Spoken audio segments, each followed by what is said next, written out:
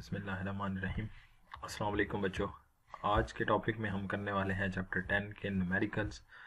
तो न्यूमेरिकल्स में अगर हम पहला न्यूमेरिकल को देखें तो वहाँ पर है कि आपके पास water at 20 degree Celsius falls from a height of 854 metres. Water का टेम्परेचर बता दिया गया T1 जो कि सेल्सियस में है, तो इसको हम केल्विन में कन्वर्ट करेंगे तो 273 ऐड करेंगे, 20 + 273 293 केल्विन। कितनी हाइट से फॉल कर रहे हैं? 854 मीटर हाइट से हम फॉल कर रहे हैं। If the whole energy is used in increasing the temperature, find out the final temperature. जितनी हाइट के ऊपर पोटेंशियल एनर्जी थी वो सारी कन्वर्ट हो रही है उसको टेम्परेचर इंक्रीज करने के लिए, यानी काइनेटिक एनर्जी बढ़ाने में यूज़ हो रही है। तो हमने फाइनल टेम्परेचर फाइंड आउट करना है। जबकि वाटर की स्पेसिफिक हीट हमें बता दी गई है 4200 जूल पर किलोग्राम। हमें क्या फाइंड आउट करना है जी? हमें T1 गिवन है, इनिशियल टेम्परेचर, हाइट गिवन है जैसे वाटर को फॉल किया गया, C की वैल्यू गिवन है और फाइनल टेम्परेचर हमें T2 फाइंड आउट करना है। अब देखें, वाटर जब हाइट के ऊपर मौजूद था तो उस वक्त उसके पास पोटेंशियल एनर्जी थी। जब हमने उसको रिलीज़ किया, वो ज़मीन की तरफ आया तो पोटेंशियल एनर्जी काइनेटिक एनर्जी में कन्वर्ट हो गई। और काइनेटिक एनर्जी किस फॉर्म में स्टोर हुई? हीट की फॉर्म में स्टोर हो गई। तो it means loss in potential energy is equal to gain in heat energy, यानी गेन इन काइनेटिक एनर्जी भी कह सकते हैं। तो पोटेंशियल एनर्जी mgh और gain in heat energy del Q हमारे पास आ जाएगा। और डेल क्यू जो है वो आपके पास cm del T, C specific heat, m mass और डेल टी टेम्परेचर में चेंज जो है। तो mgh is equal to cm del T, m से m कैंसिल होके gh is equal to c into T2 minus T1। Now यहाँ से हुआ क्या? C नीचे चला गया तो ये हमारे पास बन गया T2 minus T1 is equal to GH over C।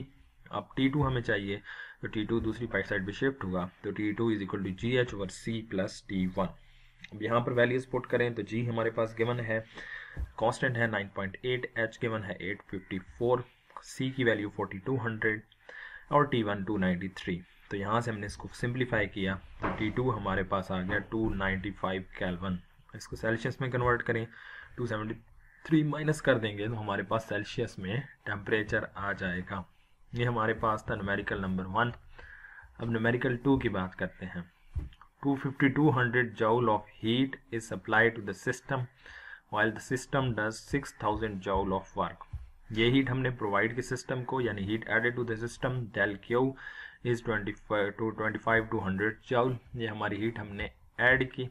जितना वर्क सिस्टम ने परफॉर्म किया डेल डब्ल्यू हमें गिवन है 6000 joule. Change in internal energy of the system हमने फाइंड आउट करना है, यानी increase in internal energy of the system ही हम कह सकते हैं। तो लॉ ऑफ थर्मोडायनामिक्स हमने पढ़ा हुआ है, del Q is equal to del U plus W. Now हमें डेल यू चाहिए तो del U is equal to del Q minus W. Values को पुट करेंगे तो हमें इंटरनल एनर्जी में चेंज मिल जाएगा। सेकंड न्यूमेरिकल आसान था। थर्ड न्यूमेरिकल की तरफ चलते हैं। A sample of ideal gas is uniformly heated at constant pressure. Ideal gas का एक सैंपल है, उसको हम कांस्टेंट टेम्परेचर के ऊपर यूनिफॉर्मली हीट करते हैं। If the amount of 180 joule heat is supplied to the gas, कितनी हीट हमने ऐड की? 180 जूल। तो heat supplied at constant pressure, at constant pressure हमने हीट सप्लाई की del Q P is equal to 180 joule. Calculate the change in internal energy of the gas and work done by the gas. You take gamma is equal to 1.41. तो हमें क्या क्या बताया गया? Heat added at constant pressure, gamma बता दिया गया और हमें कहा गया फाइंड आउट क्या करना है? Change in internal energy del U and work done by the system del W. इन दोनों चीज़ों को हमने फाइंड आउट करना है। अब इन दोनों को फाइंड आउट करने के लिए हमें जो है सिर्फ डेल क्यू पी गिवन है, तो इसके लिए हमें कुछ रिलेशंस बनाने पड़ेंगे, जिसमें हम सबसे पहली चीज़ जो है वो मोलर स्पेसिफिक हीट के कंसेप्ट को यूज़ करेंगे। According to molar specific heat at constant pressure Cp is equal to del Q P over N del T. ये हम ऑलरेडी पढ़ चुके हैं, फार्मूला है, ये हमने याद रखना है। Cp is equal to del Q P over N delta T. यहाँ से ये आपके पास उधर दूसरी साइड पर शिफ्ट हो जाएगा तो del Q P is equal to N C P into delta T. ये हमारे पास इक्वेशन 1 आ गई। नाउ डेल क्यू पी हमें गिवन है, दैट इज 180 जूल। तो डेल क्यू पी की जगह यहाँ से आ जाएगा 180 joule is equal to N C P into delta T. ये हमारे पास इक्वेशन आ चुकी है, एक 180 joule is equal to N C P into delta T. ये हमारे पास इक्वेशन आ गई। डेल क्यू पी हमें गिवन था, वो यहाँ पर पुट कर दिया। ना इसके बाद गैमा भी हमें गिवन है, तो गैमा किसके इक्वल होता है, ratio of Cp over Cv, molar specific heat at constant pressure to molar specific heat at constant volume. तो यहाँ से ये दूसरी साइड पे चला जाएगा, तो Cp is equal to gamma Cv। Now Cp is equal to gamma Cv। अगर हम यहाँ पर देखें तो ये जो हमारे पास फैक्टर है NCp इंटू डेल्टा टी, ये equation putting the value in equation 2, ये जो वैल्यू है Cp is equal to gamma Cv, ये हम इक्वेशन 2 में पुट करते हैं, ये इक्वेशन 2 है हमारे पास। तो यहाँ से आ गया 2, यहाँ पर आई 180 as it is, N Cp की जगह क्या आ गया, gamma Cv into delta T.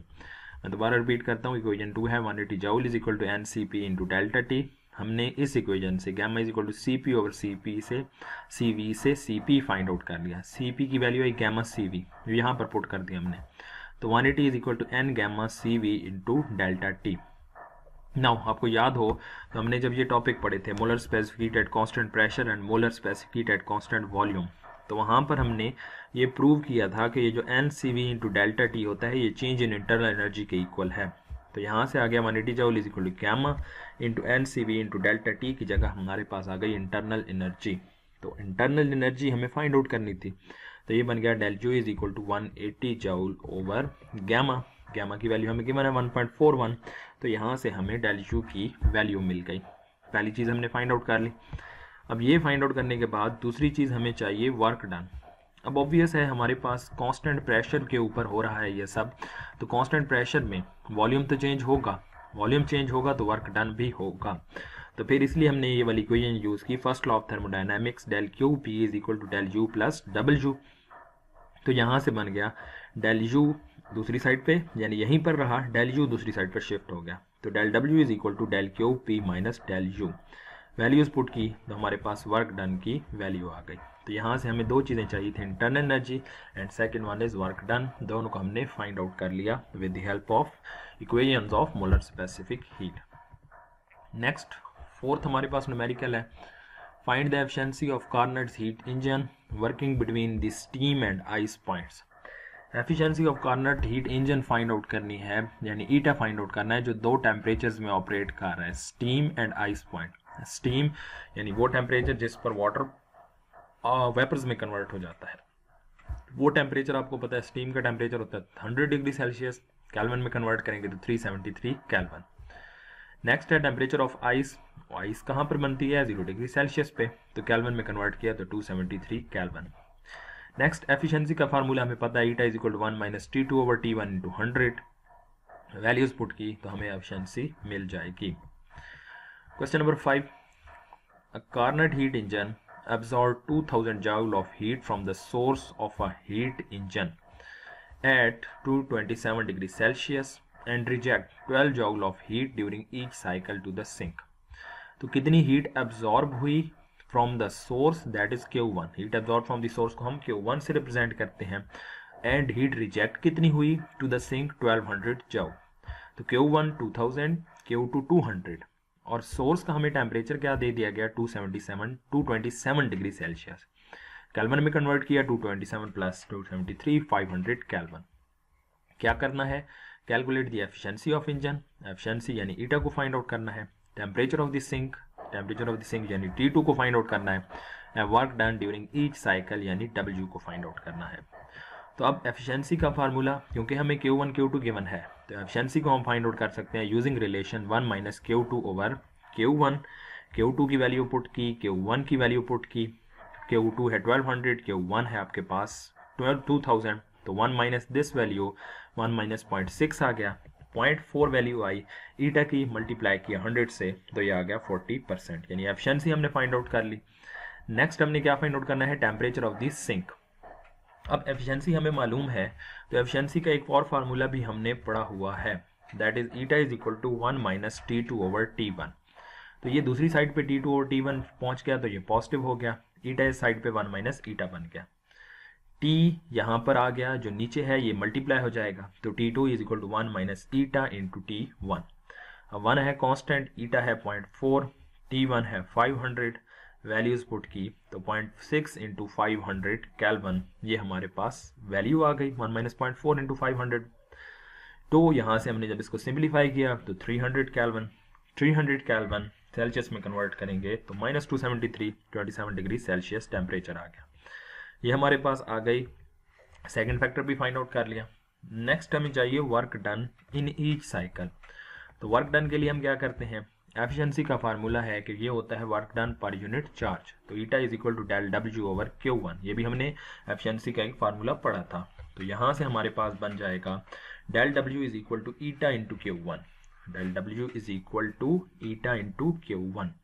तो ईटा की वैल्यू 0.4, Q1 गिवन है 2000, तो डेल डब्ल्यू भी हमारे पास आ गया। ये था हमारा fifth numerical. Six numerical, what is the least amount of work that must be perform to freeze 1 gram of water at 0 degree Celsius by means of refrigerator. कम से कम वो कहता है कितना वर्क हमें परफॉर्म करना पड़ेगा अगर हमने वाटर को 0 डिग्री सेल्सियस के ऊपर फ्रीज करना है, यानी उसको फ्रोजन कंडीशन में लेके आना है with the help of refrigerator. Take the temperature of the surrounding as 37 degree Celsius. Surrounding का टेम्परेचर आप ले लें 37 degree Celsius. How much heat is passed on the surrounding during this process. कितनी heat transfer होगी। अच्छा, I think मेरे ख्याल में ये हमारे पास वो है रेफ्रिजरेटर वाले टॉपिक से है, क्योंकि वो हमारे कोर्स में शामिल नहीं था, तो इसके फार्मूलाज भी हमें नहीं पता होंगे, लिहाजा इसको स्किप कर देते हैं। ये रेफ्रिजरेटर वाले से रिलेटेड था। 7 की तरफ आते हैं। 7 related to entropy. Calculate the change in entropy when 10 kilogram of water is heated from 90 degree Celsius to 100 degree Celsius। Change in entropy find out करनी है जबकि हमने मास of the water 10 gram of water को heat up किया 90 से 100 degree Celsius तक। तो सबसे पहले हमारे पास mass of the water given है 10 किलोग्राम। इनिशियल टेम्परेचर T1 है 90 डिग्री सेल्सियस, केल्विन में कन्वर्ट किया 90 plus 273 363 kelvin.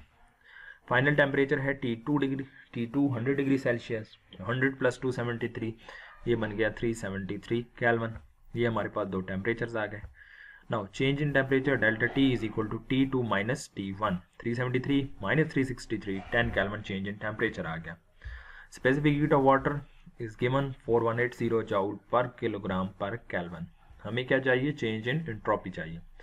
Change in entropy का फार्मूला हमने पढ़ा था, del S is equal to heat added per unit kelvin temperature. अब हमें क्या चाहिए, this T is kelvin temperature, this T is absolute, और हम कह सकते हैं कि ये आपके पास एक एब्सोल्यूट या इक्विलिब्रियम टेम्परेचर है। तो इसका मतलब हमें डेल क्यू तो आसानी से इस फार्मूले से पता चल जा सकती है, Q is equal to C M into delta T. But point is हमें पहले इस टी को फाइंड आउट करना है, हमें क्यू को भी फाइंड आउट करना है और हम टी को भी।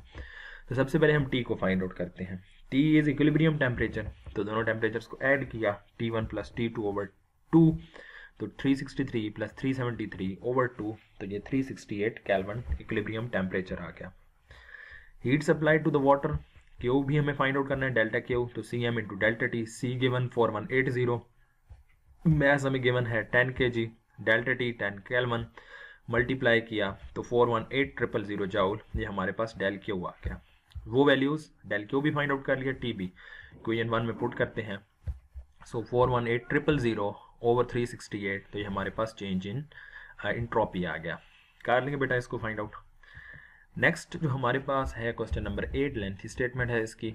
System absorb 1176 joule of heat and at the same time does 352.8 joule of external work. Heat कितनी सप्लाई हमने की, 1176 joule, del Q added is 1176 joule, और उसने उसी टाइम पर कितना वर्क परफॉर्म किया, एक्सटर्नल वर्क है, यानी work done by the system 352.8 joule. Find the change in internal energy of the system. तो फर्स्ट पार्ट ये आ गया, हीट बता दी गई, वर्क डन बता दिया गया, एंड इंटरनल एनर्जी को फाइंड आउट करना है। Second, find the change in internal energy of the system when it absorbed 1050 joule of heat while 84 joule of work is done. तो चेंज इन हीट या heat added 1050 और work done कितना है 3। इस case में जो आपके पास वर्क डन है वो हमारे पास है जी 84 जूल। सेकंड केस में 84 जूल है, यहाँ पर ये गलत लिखा हुआ है, इसको करेक्ट कर लेंगे आप।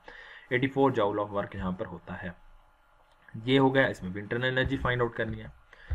Last part, what will be the change in internal energy of the gas if 210 joule of heat is removed at constant volume. Now in this case हमारे पास क्या हुई है, change in internal energy, again del Q find out करना है, but इस case में हमें कहता है कि हीट इज रिमूव्ड, तो हीट रिमूव्ड सी पार्ट में एट कांस्टेंट वॉल्यूम, तो ये आ गया -210 जूल। ये हीट रिमूव्ड आ चुकी है, हमें इसमें इंटरनल एनर्जी को फाइंड आउट करना है। अब इस केस में वर्क डन कितना होगा, 0, because it's a constant volume process. C part is a constant volume process. Del W is equal to P del V. Change in volume is 0, तो P into 0 work done आ गया 0. Now हमें पहले part की तरफ आते हैं। क्या find out करना है जी, heat given, work given, internal energy, तो del Q is equal to del U plus W. First law of thermodynamics symbol यहाँ पर यूज कर लेंगे। सेकंड में हमारे पास del Q is equal to del U plus W, same वही चीज़ है, यहाँ से भी आप इंटरनल एनर्जी को फाइंड आउट कर लेंगे। सी में वर्क डन 0 है, तो जितनी आपके पास del U is equal to del Q minus W, तो ये हमारे पास डेल क्यू गिवन डब्ल्यू 0 होगा, तो ये आंसर आ जाएगा। Simple first law of thermodynamics को यूज़ करना है, ये आप खुद कर लेंगे। नेक्स्ट हमारे पास जो है क्वेश्चन नंबर 9 है, an ideal gas at 20 degree Celsius and pressure of 1.50 in tens पर 5 pascal in a container having a volume of 1 litre. तो आइडियल गैस का टेम्परेचर गिवन है 20 डिग्री सेल्सियस, केल्विन में कन्वर्ट किया, 273 ऐड किया, 293 kelvin. Pressure हमें given है del change in pressure या pressure of the gas 1.50 into 10⁵ pascal, तो ये वैल्यू हमारे पास आ चुकी है प्रेशर की। Volume of the gas given है 1 लीटर, तो 1 लीटर बेसिकली आपके पास किसके इक्वल होता है, 1 लीटर इज इक्वल टू, इसको हम मीटर क्यूब में कन्वर्ट करेंगे। मीटर में क्यूब में कन्वर्ट करने के लिए इसको 1000 से हमने डिवाइड कर दिया, ठीक है। 1 लीटर को हमने मीटर क्यूब में कन्वर्ट करने के लिए 1000 से क्या करना पड़ेगा, डिवाइड करना पड़ेगा। Next, determine the number of moles, n को फाइंड आउट करना है ए पार्ट में। The gas pushes against the piston expanding to twice of its original volume. Final volume क्या हो गया, पहले वॉल्यूम का डबल हो गया। Pressure falls to atmospheric pressure, और जब हमने वॉल्यूम को बढ़ाया तो प्रेशर एटमॉस्फेरिक प्रेशर पर आ गया, तो फाइनल टेम्परेचर को फाइंड आउट करना है। यानी हमारे पास वॉल्यूम इनिशियल गिवन था, जनरल गैस कांस्टेंट हमें पता है 8.314, number of moles find out करने हैं। वॉल्यूम ऑफ द गैस वो कहता है कि आपके पास डबल हो गया, volume of the gas double हो गया, तो फाइनल वॉल्यूम को वी प्राइम का नाम दे देते हैं, वो 2v हो गया। तो पहले आपके पास v की वैल्यू 0.001 थी, तो मल्टीप्लाई किया तो ये वॉल्यूम आ गया। Pressure of the gas atmospheric pressure, तो एटमॉस्फेरिक प्रेशर हमें पता है कि 1 atm इक्वल टू होता है 1.01 इन 10⁵ पास्कल या 1.01 in 10⁵ newton metre square. Next हमें क्या चाहिए, फाइनल टेम्परेचर, तो number of moles and final temperature चाहिए। तो नंबर ऑफ मोल्स के लिए क्या करेंगे, आइडियल गैस इक्वेशन यूज करेंगे, PV is equal to nRT। PV is equal to nRT। यहाँ पर हमारे पास प्रेशर की वैल्यू गिवन है, वॉल्यूम इनिशियल हमारे पास गिवन है, जनरल गैस कांस्टेंट गिवन है, और इनिशियल टेम्परेचर भी आपको याद हो तो यहाँ पर हमें बताया गया था, जो कि हमें यहाँ पर T इनिशियल गिवन है, वो वैल्यू यहाँ से हमने सिंप्लीफिकेशन में कर लेनी है, तो नंबर ऑफ मोल्स आ जाएंगे। अब प्रेशर कांस्टेंट रहा, वॉल्यूम चेंज हो गया, प्रेशर चेंज होके एटमॉस्फेरिक प्रेशर पर आ गया, ये हमारे पास गिवन है। नंबर ऑफ मोल्स हमारे पास आ गए। अब ये तो थी पहली सिचुएशन के लिए, पहली सिचुएशन के लिए प्रेशर भी गिवन था, वॉल्यूम भी गिवन था, आर भी गिवन था, टेम्परेचर भी गिवन था। अब दूसरी सिचुएशन में हम क्या करते हैं कि प्रेशर अब आपके पास चेंज होके ATM प्रेशर हो गया है, वॉल्यूम हमें बताया गया था डबल हो गया, वो भी हमने फाइंड आउट किया, number of moles given, general gas constant भी गिवन, टेम्परेचर नहीं गिवन, तो टेम्परेचर को अलग कर लिया, तो ये बन गया PV प्राइम ओवर RN। आपके पास P उसने बताया एटमॉस्फेरिक प्रेशर, तो 1.01 इन 10⁵, वॉल्यूम ट्वाइस हो गया था, वो हमने वैल्यू पुट कर दी, general gas constant as it is, number of moles as it is given है, जो हमने ऊपर फाइंड आउट किए, आंसर आप इसका फाइंड आउट कर लेंगे। 10 numerical, a block of ice eight 273 kelvin, temperature given है आइस का, in thermal contact with a container of steam eight 373 kelvin, और T2 कितना है 373 केल्विन, स्टीम के साथ इन कॉन्टैक्ट है, converting 25 gram of ice into water. तो अब वो आपके पास क्या है कि जब वो एक ब्लॉक ऑफ आइस और आपके पास जो हाई टेम्परेचर स्टीम है वो दोनों कांटेक्ट में है, तो इतने मैस जो है वो वाटर में कन्वर्ट हो गया, कितना मैस 25 ग्राम, किलोग्राम में कन्वर्ट किया तो 1000 से हमने सिंपली डिवाइड कर दिया। Find the change in entropy, del S को फाइंड आउट करना है, तो हमने change in entropy of the ice को फाइंड आउट करना है, change in entropy of ice, change in entropy of the system, overall system की एंट्रोपी को फाइंड आउट करना है, and change in entropy of the universe, इन तीनों चीज़ों को हमने फाइंड आउट करना है। तो यहाँ पर हमारे पास ये सारी चीज़ें गिवन है। हीट ऑफ फ्यूजन जो है हमारे पास 336,100,000, ये वैल्यू 336,000 जूल पर किलोग्राम, ये latent heat of fusion of water है, इसको हमने याद रखना है। Latent heat of fusion of water को हमने याद रखना है, 336,000 जूल किलोग्राम, इसको हमने याद रखना है। तो change in entropy of the ice को डेल S1 का नाम देते हैं, change in entropy of the steam को डेल S2 का नाम देते हैं, change in entropy of the universe को हम डेल S का नाम देते हैं। तो सबसे पहले फाइंड आउट करते हैं change in entropy of the ice. Formula क्या है, del S is equal to del Q over T। Now in case of ice आपके पास क्या हुआ, केस ऑफ आइस में आपने क्या किया, आइस ने हीट को एब्जॉर्ब किया, आइस ने हीट को एब्जॉर्ब किया, तो हीट एडेड क्या होगी, पॉजिटिव, और हीट एडेड का फार्मूला है m इंटू HF, यानी लेटेंट हीट ऑफ फ्यूजन क्या होती है, 1 किलोग्राम वाटर को आइस में या आइस को वाटर में कन्वर्ट करने के लिए, यानी फ्यूजन के लिए जितनी हीट रिक्वायर्ड होती है वो लेटेंट हीट ऑफ फ्यूजन कहलाती है। तो अगर ये 1 किलोग्राम के लिए हीट है तो हमारे पास कितने ग्राम है, m, तो डेल क्यू इक्वल टू आ गया MHF, m की वैल्यू है 0.025, HF की वैल्यू गिवन है, तो डेल क्यू हमारे पास आ गया एट 273 केल्विन। तो यहाँ पर हमारे पास del Q 8400 divide by 273 change in entropy of the ice आ गई। Next point, in case of steam, अब आइस तो थी 273 केल्विन के ऊपर, आइस कौन से टेम्परेचर पर थी, 273 पे, स्टीम कौन से टेम्परेचर है पे, 373 केल्विन। तो इसमें से अब क्या हो रही है, जो स्टीम है उसमें से हीट रिमूव होके आइस में ऐड हो रही है, तो जितनी आइस में हीट ऐड हुई उतनी स्टीम में से क्या हुई होगी, रिमूव हुई होगी, तो हीट तो आ गई -8400 जूल, लेकिन स्टीम का टेम्परेचर कितना है 373, तो यहाँ से हमारे पास क्या आ गया, अब फार्मूला तो वही है लेकिन डेल क्यू की जगह हमारे पास आएगा -8400 और टेम्परेचर की जगह आएगा 373 केल्विन। तो ये वैल्यूज पुट की, तो हीट ऑफ दी आपके पास स्टीम भी आ गई।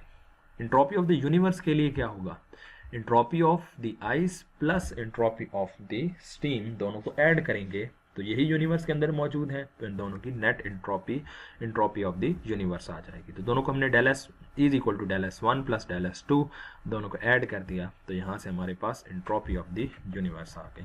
ये था हमारा बेटे हमारे पास चैप्टर नंबर 10 यहाँ तक हमारा कंप्लीट हुआ।